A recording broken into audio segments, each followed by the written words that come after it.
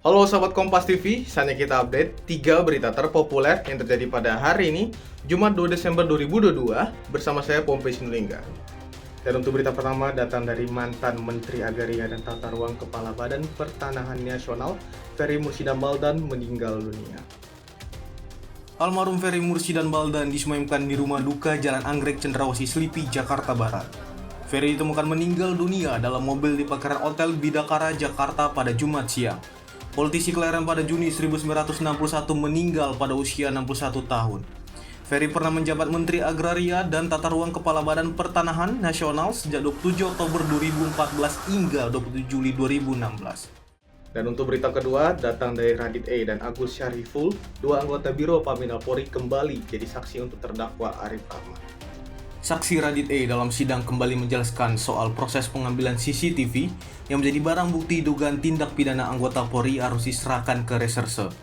Dalam sidang ini, jaksa mencecar soal penyitaan barang bukti di kasus pembunuhan Yosua.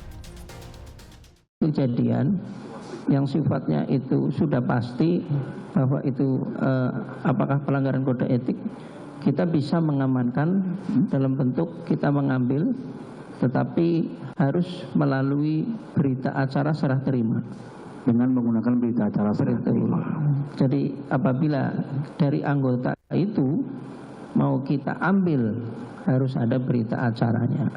Tidak semena-mena langsung mengambil tanpa, karena kan kaitannya dengan keutuhan, dengan keamanan alat atau barang bukti yang akan kita amankan. Setelah mengambil barang bukti, yang tadi saksi bilang harus menggunakan berita acara, itu apabila terkait dengan tindak pidana, apakah harus tetap berada di tangan Paminal ataukah harus diserahkan ke penyidik?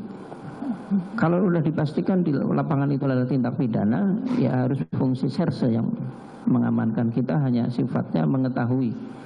Karena kan kita punya tanggung jawab keutuhan dari sebenarnya istilah barang bukti kan di Paminal tidak ada, Bapak. Itu kan merupakan bahan keterangan. Barang bukti sudah berada di tangan reserse. Penyidik Paminal bisa ngambil lagi itu barang bukti dengan atau tanpa berita acara? Tidak boleh. Tidak boleh. Dan untuk berita terakhir datang dari Kepala Staf Angkatan Laut, Laksamana Yudo Margono menjalani fit and proper test sebagai calon Panglima TNI di DPR hari ini. Dalam paparan visi misi sebagai calon Panglima, Laksamana Yudo Margono sampaikan prajurit TNI ke depan harus jadi contoh untuk semua kalangan, yaitu hidup sederhana dan tidak hidup arogan. Menurutnya, prajurit TNI harus dekat dan membantu mengatasi persoalan, bukan menimbulkan persoalan di tengah masyarakat. TNI, maka saya akan mengerahkan segala daya upaya untuk menjamin tidak ada lagi oknum-oknum TNI yang melakukan hal-hal yang tidak terpuji serta bersikap arogan yang dapat merugikan dan menyakiti hati rakyat.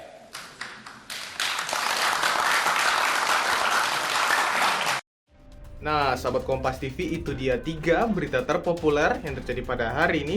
Saya Pompei Sinulinga pamit undur diri. Jangan lupa di like, di komen, serta subscribe YouTube Kompas TV.